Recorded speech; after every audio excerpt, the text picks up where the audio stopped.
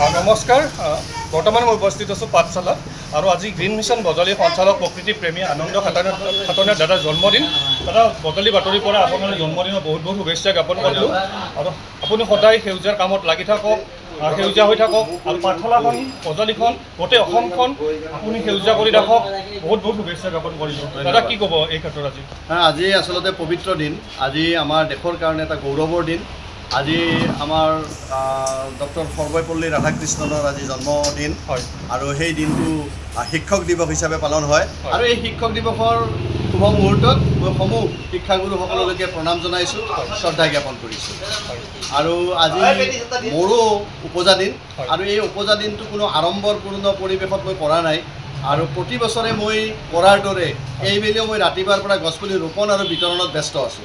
গতিকে ৰাতিপুৱা আজি আমাৰ ঐতিহ্যমণ্ডিত পৰ্থেবাৰী নসত্ৰৰ কৃষ্ণগুৰু সেৱাশ্ৰমৰ চৌহদত গছপুলি ৰোপণ কৰিছোঁ কেইবাজোপাও আৰু তাত শতাধিক গছপুলি বিতৰণ কৰিছোঁ আৰু এনেকৈ আজি ৰাতিপুৱা আৰম্ভ হৈছে আৰু পাঠশালাতো ঠিক এই মুহূৰ্তত এটা গছপুলি ৰোপণ কাৰ্যসূচী বিভিন্নজন শুভাকাংক্ষীৰ সৈতে ৰোপণ কৰিলোঁ আৰু সকলো লোকক লগ পাই মোৰ ভাল লাগিছে।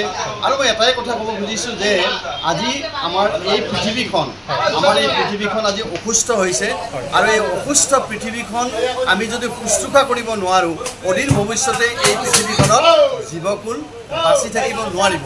গতিকে সেইকাৰণে আমি এটা নতুন প্ৰজন্মৰ প্ৰতি এটা আমাৰ আহ্বান, আজি মোৰ এই উপজা দিনটোত এটাই আহ্বান ৰাখিছোঁ যে আমাৰ শিশুসকলে পঢ়া শুনাৰ মাজতে ভাল মানুহ হ'ব লাগে আৰু সমাজৰ কাৰণে ভাল অৱদান আগবঢ়াব লাগে আৰু তাৰ লগতে প্ৰকৃতি সংৰক্ষণৰ একোগৰাকী যোদ্ধা হিচাপে তেওঁলোকে আগবাঢ়িব লাগে, কাৰণ প্ৰকৃতি সংৰক্ষণ অবিহনে আমি নাবাচিম। সেইকাৰণে সকলো আমাৰ শিশু সমাজক এটাই আহ্বান ৰাখিছোঁ আজি যে প্ৰত্যেকে অন্ততঃ নিজৰ উপজা দিনটো অন্য কিবা কৰিলেও বা নকৰিলেও গছৰ দিন হিচাপে উদযাপন কৰিবলৈ মই আজি সকলোলৈকে এটা আহ্বান ৰাখিছোঁ মুকলিমূৰীয়াকৈ। গতিকে গছ থাকিলেহে মানুহ থাকিব, এই কথাষাৰ থাকিলেই নহ'ব।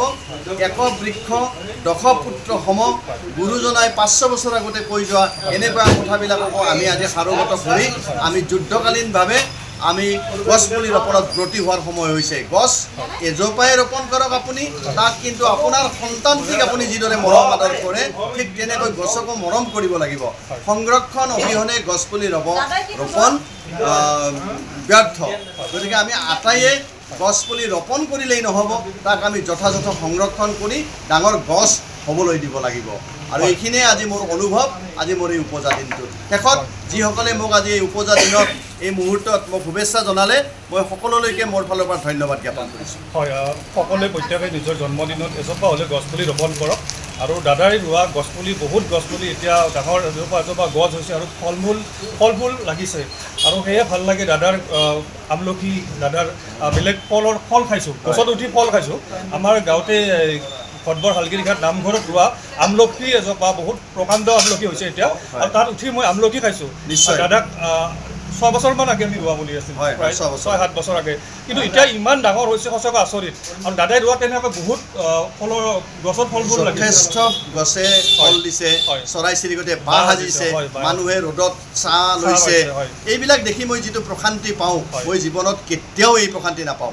অকল মই ৰোপণ কৰা গছৰ পৰা যি জীৱ জন্তু, চৰাই চিৰিকটি, মানুহে যিখিনি উপকাৰ পোৱা মই দেখিছোঁ আৰু এই প্ৰশান্তিয়ে মোক আচলতে জীৱন সাৰ্থক কৰি তুলিছে।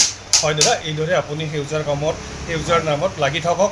আমাৰ বজালী বাতৰিৰ পৰা বহুত বহুত শুভেচ্ছা জ্ঞাপন কৰিলোঁ আপোনাক আৰু জন্মদিনৰ বহুত বহুত শুভেচ্ছা জ্ঞাপন কৰিলোঁ। ধন্যবাদ। ময়ো বজালী বাতৰিলৈ মোৰ ফালৰ পৰা আন্তৰিক ধন্যবাদ জ্ঞাপন কৰিছোঁ। ধন্যবাদ।